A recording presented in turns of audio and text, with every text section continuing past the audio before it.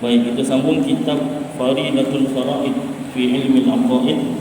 Bahasa Melayunya Mutiara Ilmu Akidah.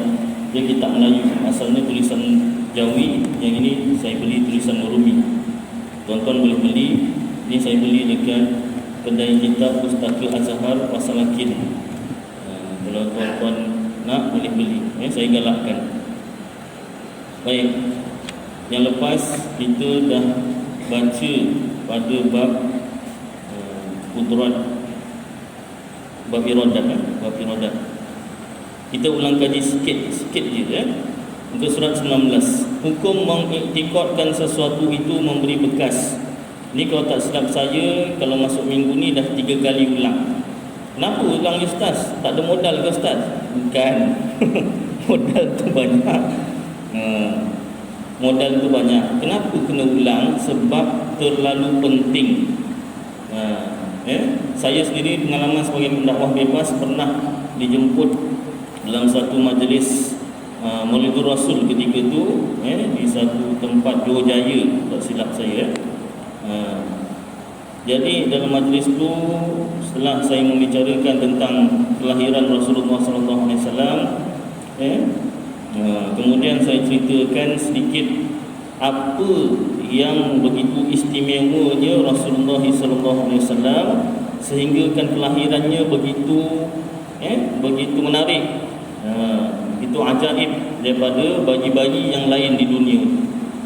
Salah satunya iaitu baginda sallallahu alaihi wasallam membawa akidah kepercayaan, tauhid yang sangat murni, tauhid yang betul kepada Allah Taala.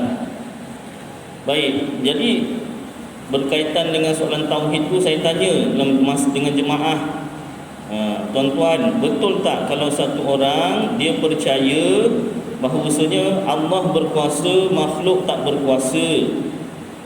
Lalu bagaimana makhluk ni bergerak, membuat pilihan baik dan buruk dan sebagainya, dapat dosa dan pahala? Maka orang ini percaya manusia ini diibaratkan seperti jam. Jam tak ada kuasa. Kita beli jam dinding ke, jam tangan ke, kadang-kadang dia beli siap dengan bateri, maka hiduplah jam tu.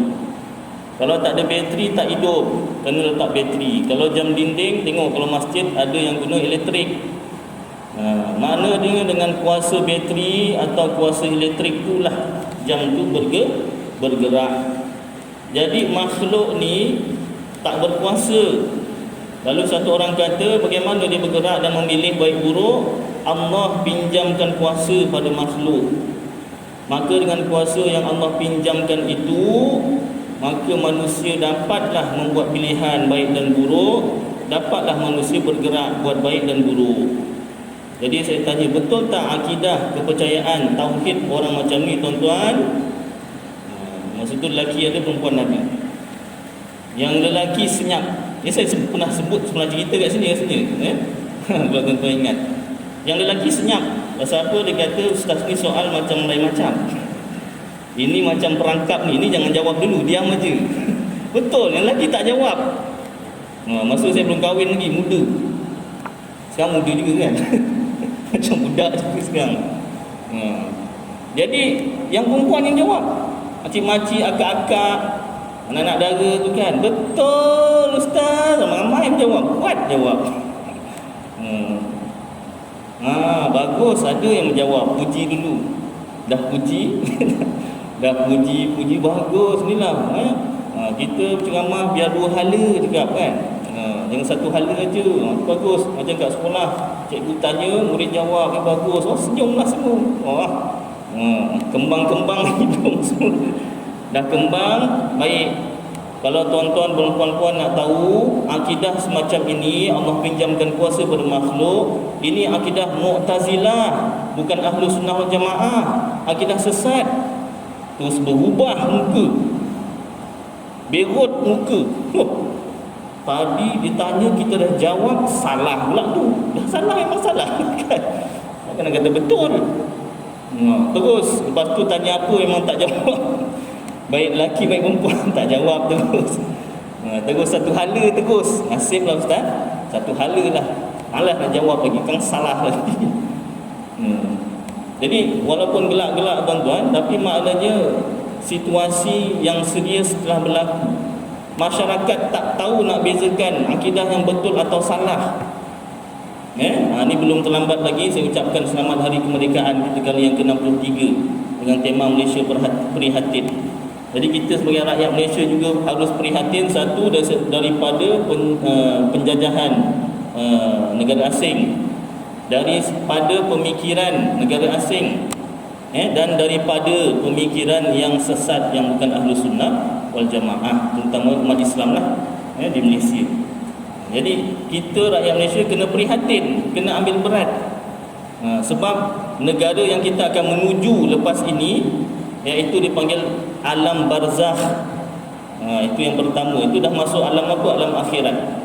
Alam akhirat ni ada banyak negerinya. Negeri yang pertama barzakh dulu. Macam kita nak pergi KL, mesti lalu Johor tu, highway Johor tu je 2 jam lebih nak habiskan. Baru masuk Melaka sekejap je. Dah masuk Melaka kan baru lagi 9 barulah KL. Betul tak? Jadi kita nak menuju alam akhirat ni, negara akhirat, negara yang kekal. Negeri pertama alam barzakh, alam kubur.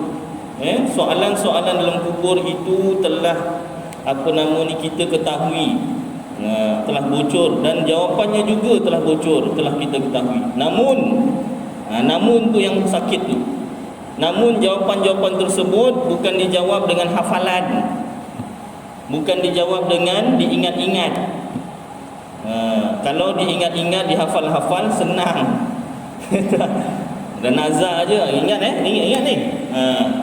Soalan pertama ni malaikat tanya, man rabbuka? Siapa tuan kau jawab? Allahu rabbi je.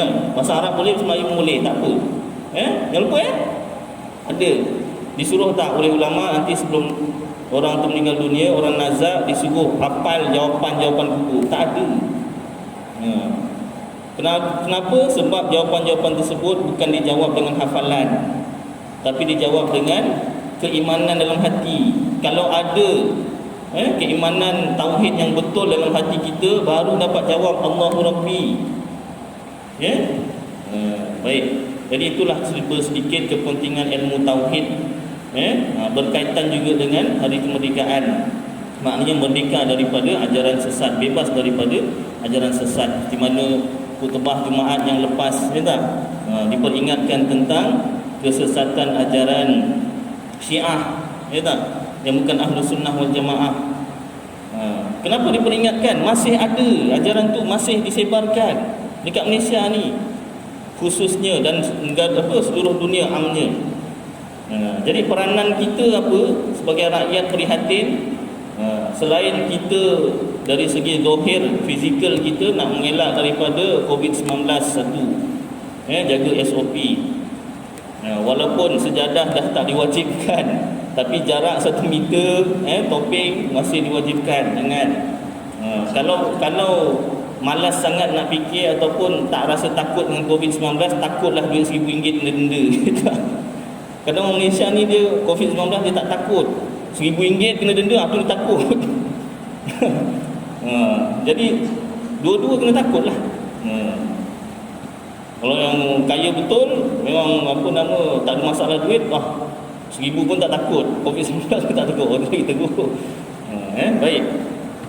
Jadi selain COVID-19 yang baru-baru ni, Imam pun ada ingatkan saya, denggi.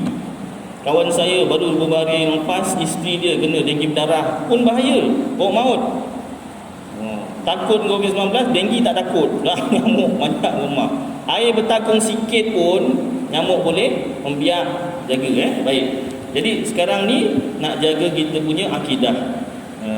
Seperti mana patah Melayu cakap jangan sebarang cakap, makan jangan sebarang makan. Terutama sekali akidah kita, jangan sebarangan kita ambil.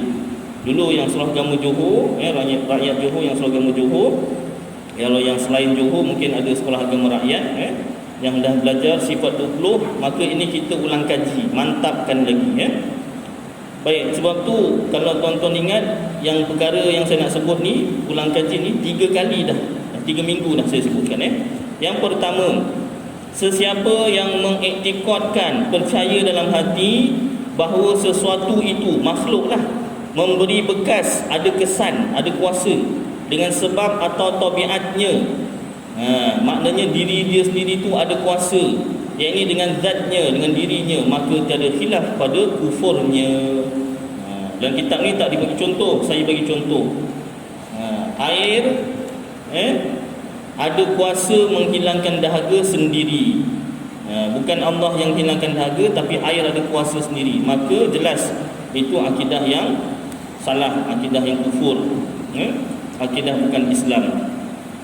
Baik, yang kedua, sesiapa yang mengiktikad, percaya dalam hati bahawa kekuatan yang dijadikan padanya oleh Allah Ta'ala itu memberi bekas, maka ia adalah orang yang fasik, yakni berdosa, dan juga bid'ah. Bid'ah ni mempercayai perkara yang Rasulullah tak pernah percaya, sahabat-sahabat tak pernah percaya. Apa dia punya percaya tadi? Kekuatan yang dijadikan padanya oleh Allah Ta'ala. Kekuatan tu kuasa yang dijadikan padanya oleh Allah Ta'ala. Allah Ta'ala berikan kuasa kepada makhluk yang tadi saya sebut, umpama jam tadi itu yang saya tanya dekat masyarakat dekat Johor Jaya tu. Ulama bercanggah pendapat tentang kufurnya. Ada dua pendapat lah ulama. Ada ulama kata akidah Allah pinjamkan kuasa pada makhluk ni kufur. Ada ulama kata akidah Allah pinjamkan kuasa pada makhluk tak kufur. Tetapi pendapat yang rajih, yang kuat mengatakan tiada kufur. Pendapat yang kuat maknanya akidah Allah pinjamkan kuasa pada makhluk ni tak kufur. Kufur tu apa? Kafir lah. Bahasa Arab ni kufur, kafir sama lah, murtad. Dan termasuk dalam golongan tersebut ialah orang yang mengiktikadkan, percaya dalam hati bahawa hamba ini, yakni makhluk, memberi bekas, memberi kesan pada perbuatannya dengan kudrat yang dijadikan padanya oleh Allah Ta'ala. Allah pinjamkan kuasa pada makhluk. Kudrat tu kuasa lah. Jadi akidah ni bagus ke tak bagus? Tak bagus. Paling rendah ulama mengatakan tidak kufur tetapi fasik dan bid'ah. Paling tinggi ada ulama mengatakan kufur. Kenapa ada ulama berpendapat tak kufur? Yang kuat tu pendapat tak kufur. Kenapa? Sebab orang ini masih percaya kuasa tu kuasa Allah. Allah pinjamkan pada makhluk. Maknanya kuasa tu masih daripada Allah Ta'ala. Itu sebab tak kufur. Tapi tak pernah dipercayai, diperpegangi oleh Rasulullah dan para sahabat. Maka ulama yang mengatakan akidah ini kufur, Allah pinjamkan kuasa pada makhluk ni, akidah ini kufur. Kenapa ada ulama mengatakan macam tu? Sebab dalam kita belajar sifat-sifat Allah ada satu bab iaitu wahdaniyah. Wahdaniyah esa Allah Ta'ala. Esa Allah Ta'ala pada tiga perkara yang lepas kita dah belajar sebelum ni, dah ulang kaji. Pada zat, sifat dan perbuatan. Esa Allah pada sifat, setiap sifat Allah tidak berbilang. Contoh Allah berkuasa, Allah ada sifat kudrat. Kuasa Allah tidak dua, tidak tiga, apatah lagi dipecahkan bagi pada seluruh makhluk. Dalam seumur hidup saya 35 tahun ini, pernah terdengar dalam telinga saya orang yang mengatakan akidahnya, dia menyatakan akidahnya iaitu Allah Ta'ala Maha Berkuasa. Berkuasanya Allah Ta'ala pinjamkan kuasanya hujung kepala mancis sahaja untuk dikongsikan seluruh makhluk. Dalam kali yang lain Allah Maha Berkuasa, makhluk tak berkuasa. Berkuasanya Allah punya kuasa Allah pinjamkan hujung jarum lagi kecil daripada hujung mancis. Allah pinjamkan kuasanya hujung jarum saja dikongsikan seluruh makhluk. Pernah terlintas dekat telinga saya, bukan terlintas, pernah terdengar telinga saya. Jadi rupa-rupanya jika kita semak dengan kitab, akidah tersebut akidah yang salah, bukan akidah Ahlus Sunnah wal Jamaah. Baik, kita sambung. Baik, yang ketiga, sesiapa yang mengiktikadkan, percaya dalam hati bahawa Allah Ta'ala jua yang memberi bekas Allah yang memberi kesan, Allah yang menjadikan atau mentiadakan. Tetapi menurut pandangan akalnya mesti bersama, tidak mungkin bersalahan dengan segala sebab yang biasa itu pada apa yang disertainya. Apa ni Ustaz? Nanti saya terangkan. Maka orang itu jahil dengan hakikat hukum adat dan terkadang boleh membawa kepada kekufuran. Dia percaya Allah yang menghilangkan dahaga, Allah yang menghanguskan bukan api, Allah yang menghilangkan dahaga bukan air, Allah yang memutuskan bukan pisau. Tetapi hukum adat mesti berlaku. Maknanya kalau ada orang mendakwa ataupun orang menyatakan, belajar atau menyampaikan bahawasanya Nabi Muhammad itu pernah membelah bulan, dia tak percaya. Mana boleh, nak pergi aja susah lagi nak belah bulan. Dia tak percaya. Sedangkan itu mukjizat, perkara pelik yang berlaku kepada Nabi SAW untuk menunjukkan kerasulan, dan pelbagai lagi mukjizat nabi-nabi yang lain. Jadi akidah ini juga boleh bawa kepada kufur. Kufur itu apa? Kafir. Kalau dah Islam, lahir daripada keluarga Islam, boleh jadi murtad. A'udzubillahi min dzalik. Baik, yang keempat, yang terakhir, sesiapa yang mengiktikadkan, percaya dalam hati bahawa segala sebab itu baharu, sebab musabab itu baharu, dan bahawa sebab tabiat dan kekuatan yang dijadikan Allah pada dirinya itu tiada memberi bekas, dan ia mengiktikadkan sah berlaku menyalahi sebab dengan musabab, kerana hanya Allah juga yang memberi bekas pada musabab itu. Contohnya, terdapat sebab seperti makan, tetapi tidak terdapat musabab seperti kenyang. Maka orang inilah yang dikatakan muwahhid, yang mendapat pelepasan dan kurniaan Allah Ta'ala. Yang keempat inilah akidah Ahlussunnah wal Jamaah, iaitu pada zahir. Ini saya terangkan lanjut walaupun dia tak panjang terangkan tu, tak ada perkataan yang saya nak sebutkan ni, tapi dalam kitab-kitab yang lain diperkuatkan lagi. Pada zahir pandangan mata kasar, seolah-olah makhluk ni ada kuasa sendiri. Seolah-olah kita boleh buat keputusan nak buat baik atau nak buat jahat.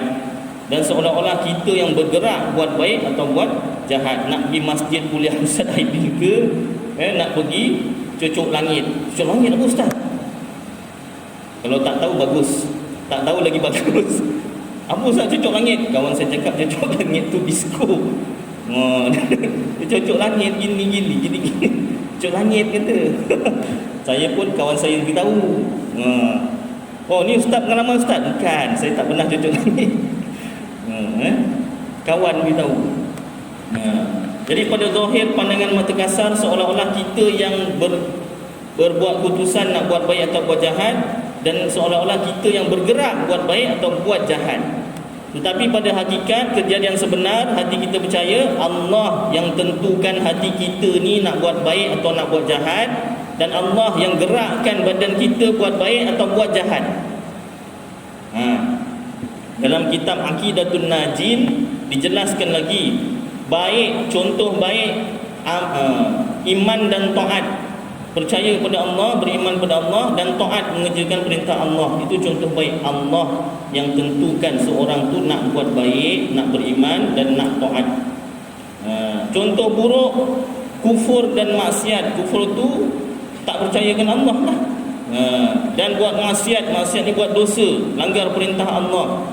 Allah yang tentukan hati seseorang tu nak buat buruk, nak kufur, tak nak beriman kepada Allah, tak nak buat perintah Allah, langgar perintah Allah. Dan Allah juga yang gerakkan satu orang tu buat jahat, iaitu kufur kepada Allah, dan juga Allah yang gerakkan seorang tu buat dosa.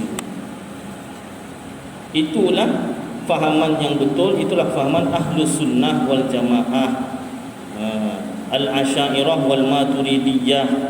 Walaupun kitab ini tak menerangkan secara panjang lebar, tapi saya huraikan daripada kitab-kitab yang lain juga. Ini sebagai buku teks. Kitab-kitab yang lain tu rujukan-rujukan. Ini tak? Macam dekat sekolah, buku teks ada, rujukan ada, pelatihan dan sebagainya. Baik. Dan pernah juga saya terdengar di YouTube lah, di majlis, ada di majlis dan juga direkam di YouTube. Jadi dalam majlis tersebut, masa tu saya belajar dekat UKM lagi. Jadi ada program menganjurkan kesesatan Wahabi masa tu. Ya? Jadi dalam kesesatan Wahabi itu diterangkanlah apa kesesatan Wahabi, apa beza Ahlussunnah Jamaah dan Wahabi. Jadi ada soal jawab, maka saya angkat tangan, saya tanya. Memang kita akui Wahabi itu sesat. Sesat dari segi akidah. Bukan Ahlussunnah wal Jamaah.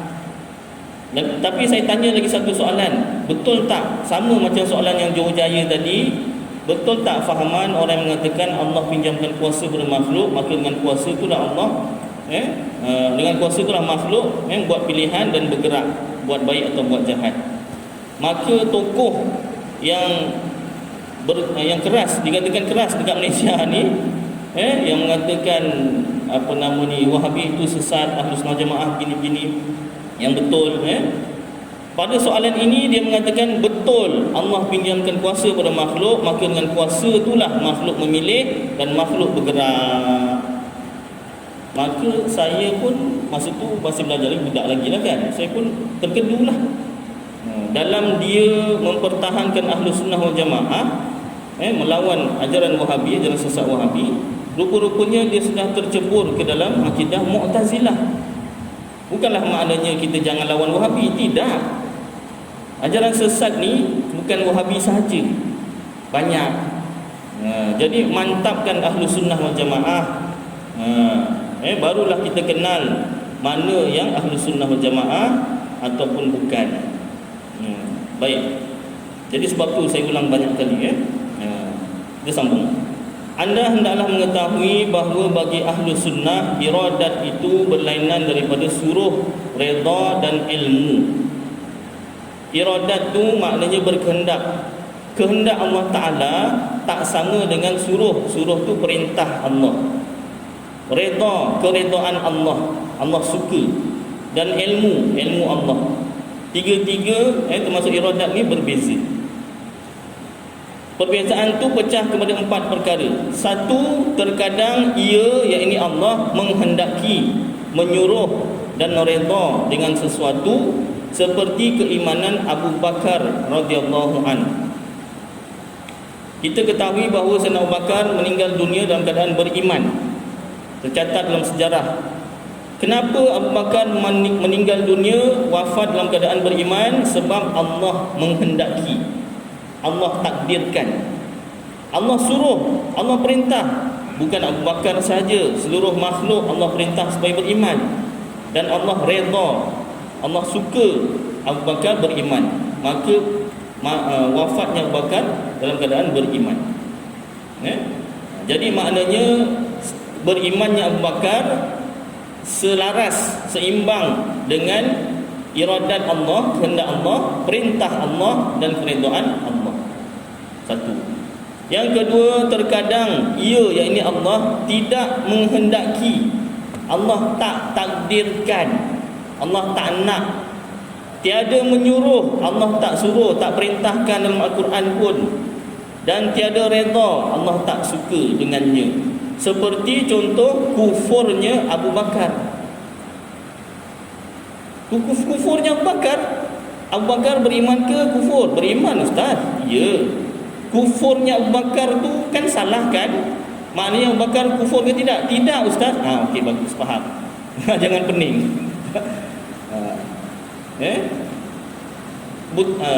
Kenyataan pertama, kita perlu yakin Sayyidina Abu Bakar tu memang meninggal dunia, wafat dalam keadaan beriman. Baik, pegang tu, jangan lepas. Lepas nanti confuse. Tak? Kenapa kita persoalkan? Kenapa Sayyidina Abu Bakar tak mati dalam keadaan kufur? Dia dah memang meninggal dunia dalam keadaan beriman. Jangan pertikai lagi. Sekarang ni kita tanya, bukan nak pertikaikan, sebab nak tahu kenapa. Kenapa Sayyidina Abu Bakar tak mati dalam keadaan kufur? Sebab yang pertama, Allah tak menghendaki Abu Bakar meninggal dunia dalam keadaan kufur. Allah tiada menyuruh, Allah tak perintahkan. Bukan Sayyidina Abu Bakar saja Allah tak suruh supaya tak beriman, seluruh makhluk. Allah tak perintahkan supaya tak beriman. Allah Ta'ala perintah supaya beriman, bukan perintah supaya tak beriman. Dan tiada redha, Allah tak suka Sayyidina Abu Bakar kufur. Maka sebab itulah Sayyidina Abu Bakar mati dalam keadaan beriman. Tak faham Ustaz? Nanti minggu akan datang saya ulang kalau tak faham. Tak boleh banyak kali ulang. Yang dah faham nanti bosan. Biasanya macam tu kan, kalau budak kat sekolah tak faham masa angkat tangan, soalan yang sama. Tadi kawan awak dah tanya, tapi saya masih tak faham cikgu. Nantilah lain kali lah. Silibus banyak lagi nak habiskan. Kalau ni bukan silibus, yang ni pasal yang dah faham ada kan. Nanti yang faham apa? Kalau tak faham ulang dekat YouTube. Ya tak? Banyak sikit view. Tengok sikit aja view je kan. Baik, yang ketiga, terkadang ia yakni Allah menghendaki tetapi tiada menyuruh dan tiada redha, seperti kufurnya Fir'aun. Fir'aun tu kenyataannya dia mati dalam keadaan beriman ke kufur? Kufur. Jelas dalam sejarah. Memang kufur. Tak dipertikaikan. Baik. Kenapa Fir'aun mati dalam keadaan kufur? Sebab Allah menghendaki, Allah takdirkan Fir'aun tu mati dalam keadaan kufur. Tetapi Allah tiada menyuruh. Allah tak suruh pun Fir'aun tu mati dalam kufur. Allah Ta'ala suruh Fir'aun beriman. Dan Fir'aun saja, seluruh makhluk Allah Ta'ala suruh beriman. Dan tiada redha, Allah tak redha, Allah tak suka Fir'aun tu kufur, tak beriman. Tapi kenapa Fir'aun kufur juga? Sebab Allah menghendaki, Allah takdirkan.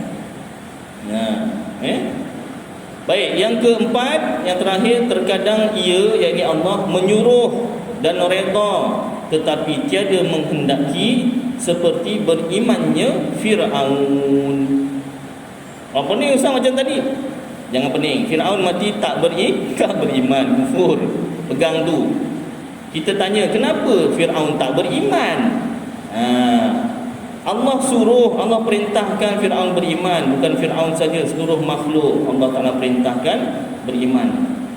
Dan Allah redha kalau Fir'aun itu beriman. Tetapi tiada menghendaki, Allah tak nak, Allah tak takdirkan Fir'aun tu mati beriman. Sebab itulah Fir'aun mati tak beriman.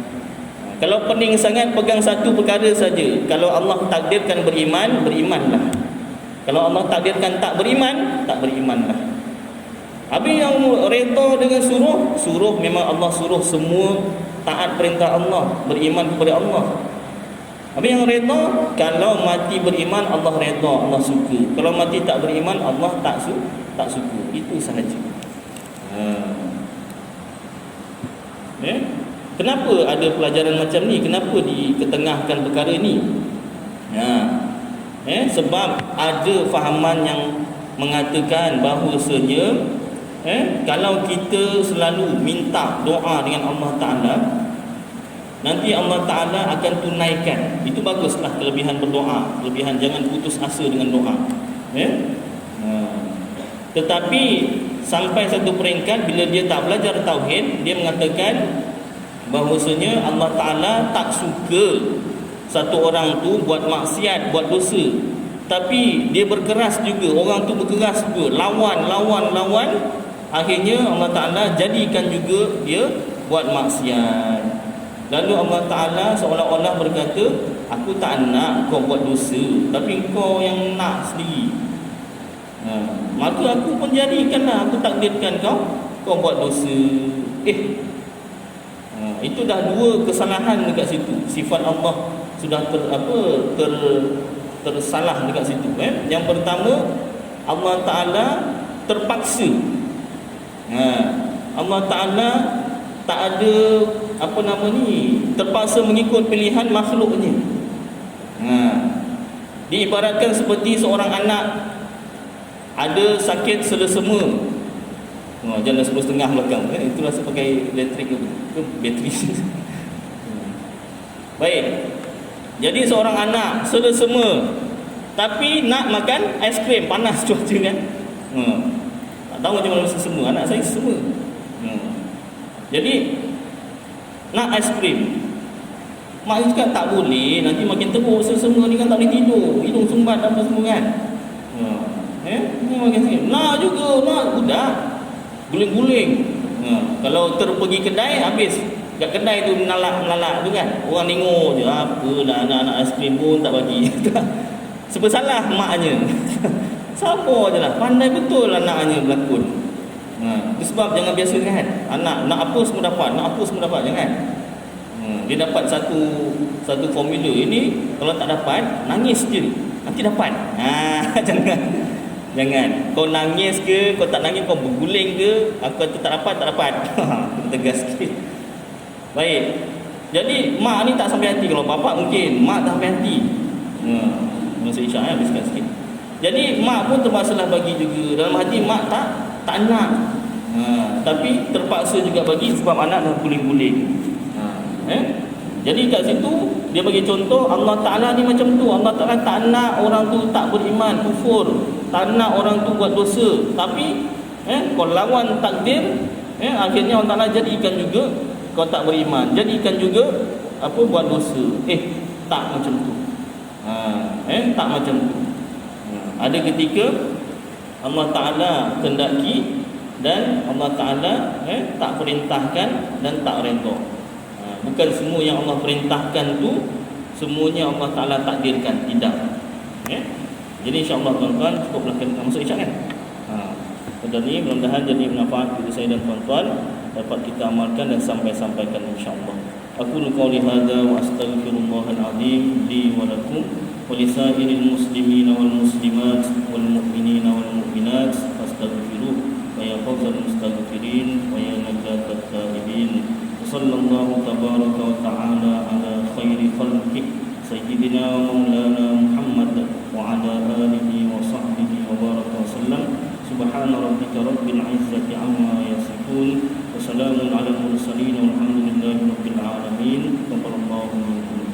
Jadual saya mungkin tukar minggu 1 dan 3 dan minggu 2 dan 4, 2 dan 4 dan 5.